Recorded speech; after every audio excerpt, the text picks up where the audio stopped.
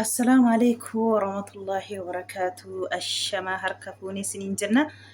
جرتني نجا كيسني فيا كيسني بقى جراتني بقى ربي سبحان الله ساخنا سنجيسي عندي كيسن سنين جنة جرتو فيا كيسني نجا كيسني بقى جراتني أما رمضان بقى اللي جرى بلتي رمضان ربي ittiin singahee Ramadaan ji'a keessallee hir'atee jira.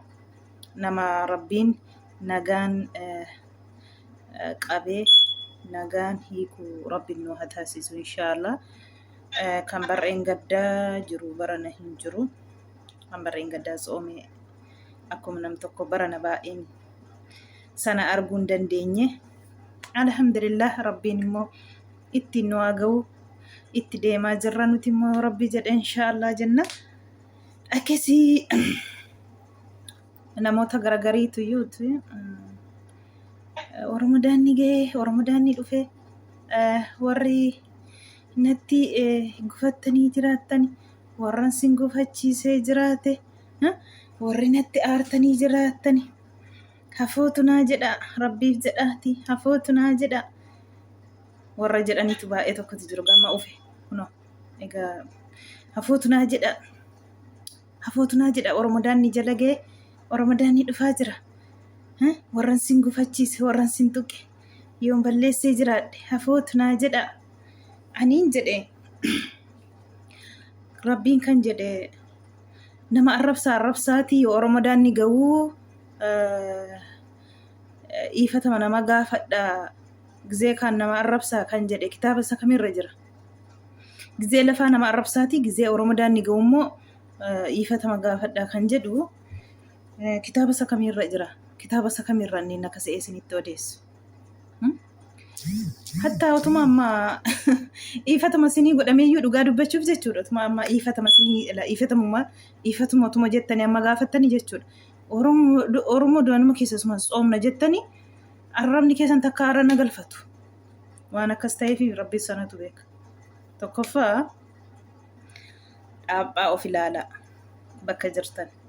Wallaahi gizee akkasii nama ilaalu nama jibbisiisa. Oromoo takka dhugaa Rabbi maafiyyoon aladhe jechuurra nama geessisaa jechuudha. Maaliif jechuun amma mee saba gara biraa ilaalame saba gara biraa mee ilaala? Mee saba Oromoo immoo ilaala? Takka gizee tokko gandummaatiin, gizee tokko amantiitiin, gizee tokko sheekolii gadi galgashuu, qeessolii gadi galgashuu, kanuma bakka wal nyaachuu. Kan manaa baatanii fakkeenyaaf of fudhannu of jijjirraaf, of qayyarraaf manaa baatan, gizee manaa baatan biyya keessanirraa jechuudha. Gizee biyyaa baatan irraanfattan kana hundaayyuu. Kana hundaa irraanfattanii maal keessa galtu beektu? Gandummaa gizee tokko gandummaa, gizee tokko amantii, gizee tokko ganda nama kana garuu wallaahi laazim tokkoffaa kan amantii keessumaa ijoollee musliimaa jechuudha. Kan amantii keessan xiqqeessu sinidha. Baay'ee tokkotti har'a yoo saba ganda tokko yoo tuxxanii jechuudha. Sheekiin hin nafu, qeesiin hin nafu. Gadi mataatiin zagazzaxxanii anatu akkas godhee, anatu haadha kee akkas godhee, anatu abbaa kee akkas godhee, ana haadha kee akkas godhe. Yaa obboleessa koo, yaa obboleettii koo, wallaahi laazim viidiyoon suni yoo ilma qabaadde silaa ilmoon kee inuma arga yoo amma qabaatte. Warri ganaa immoo itti adeemtan immoo jechuudha. Viidiyoon keessan suni inuma taa'a iddoo isinii haquun qabu.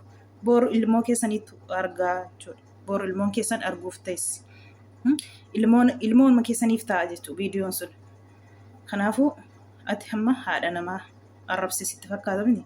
Tokkoffaa haadha kee arrabsitee, tokkoffaa immoo ufuma arrabsitee jechuudha.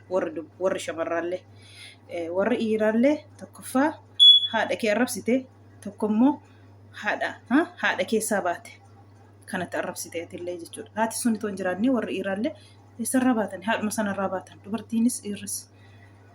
Haadha namaa keessumaa immoo nama haadha ofii kabajuuti haadha namaa kabaja. Nama ollaasaa kabaju ganda isaa kabajutu nama kabajaa jechuudha. Namni haadhan kabajne eenyumaanuu kabaju.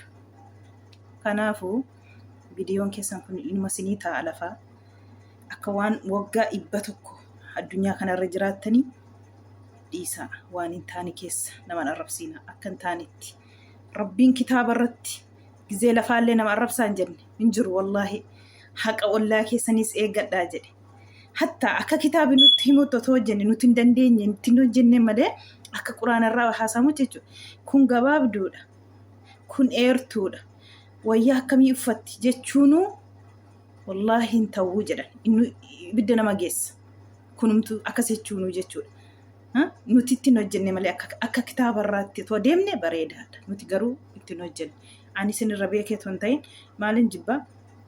Tokkoffaa ustaazoota warra siin gorsu mataa gadi galgashitanii arrabsitanii xiqqeessitanii mee kutaa gara bilaa ilaalaa jira hin jiru. Eessa jira kun Oromoo bira jira bas.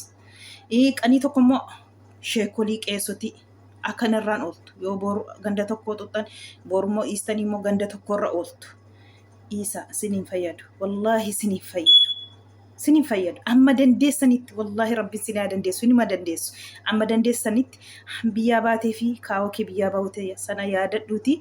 Jireenya kee oofadhu gadi jedhiiti maaltu mataa si dhukkubse. Wallaahi maaltu mataa si dhukkubse. Itti dhiisi. Jireenya manaa baateef kaawoo manaa baate sana kaawoo keessan karoorfadha. Ganda namaarraa gadi bu'aa. Diinii keessan hin xiqqeessina. Ofis hin xiqqeessina. Garuu of xiqqeessitanii irra caalaa.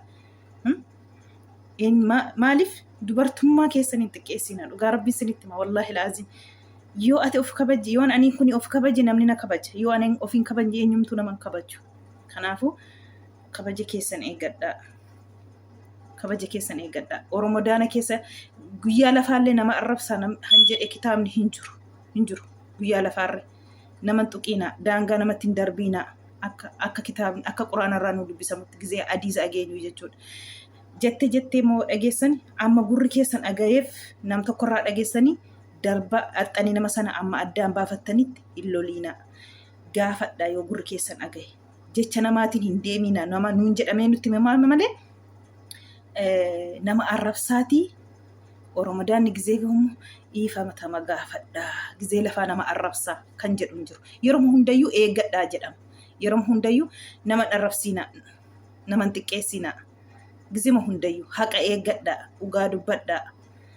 Nama zollomiina kan akka kitaabaatti kan akka quraanarraatti jechuudha kan nuti ageenyu malee ertennetiin biyya arabaanatti tole jettanii har'a gadi yaatanii abbaa haadha namaa xiqqeessaa ooltanii isuma goddanyaa keessan tees maal tees xiqqeessaa ooltanii jecha namarraan eegamne tokko warra dubartoota keessumaa jecha namarraan eegamne jecha wallaa safuu hatta dhiirrillee qaanfata han dubartiin jecha dubbattu kana dhiirrutti qaanfataa jechuudha. Nuti warri dubartiin kun afaan keenya keessaa bahu dhugaa rabbii yoo dubbachuu ta'e. Kanaafuu of kabajaa dhiisaa toobadhaa gara rabbiitti deebi'aa. Wallaahi bu'aa hin qabu. Bu'aa hin qabu. Dubartiin kabajamtuun dubartiin ganda isheefis biyya isheetis ollaa isheetis abbaa isheef haadha isheef kabajaa qabdu eessa jirti isaatii kan bakka quraanaa. Bakka quraanaa kottaa bakka quraanaa wallaahi.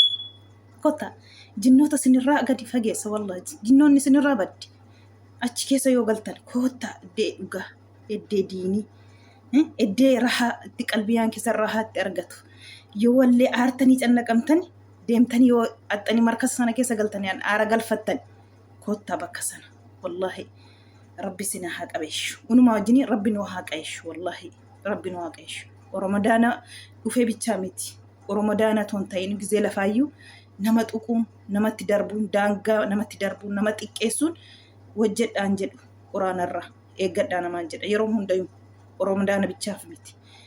Oromodaanallee ammallee akkasuma jetta miti Oromodaana ajandaa tokko ufnaan birmaan haftan gizee sanas argaa baane kanaan dura amma iifatama hafootunaa jedha akkasidha isin xiqqaan ishee guddaan ishee Oromodaanni yoo ufe bichaadha hafootuun akka musliimaatti namni walitti bu'eeyyuu guyyaa sadiirra haraama guyyaa sadii bullaan hin ta'u akka kitaabaatti. Walolanii guyyaa sadii dabarran hin ta'u akka kitaabarraa akka quraanarraa ageenyutti jechuudha. Kanaafuu rabbiin sini haa qayeessu dhiisaa isa ammam nyaattaniif isa addunyaa kanarra teessaniif naman xiqqeessina sheekoliin xiqqeessina ofisin xiqqeessina jecha badaa jecha sinirraan eegamne hin dubbatina wallahi dhiisaa hin darba boor darbi itti gaabbitu boor yoo ofii keessan teessanii viidiyoo keessan ilaaltanillee itti qaanfattu ijoolleen keessanillee boor itti qaanfatti kanaaf amma dandeessanitti keerii dubbadhaa waan bareedaa gorsa akkasina waa dabarsa malee liibiin banattanii internetiin nuti toleerattanii nama xiqqeessu of xiqqeessan olina nama xiqqeessitan ofuma xiqqeessitu garuu wallahi kanaafuu rabbiin sina haqeessu rabbiin haqeessu hunda keenya rabbiin wallahi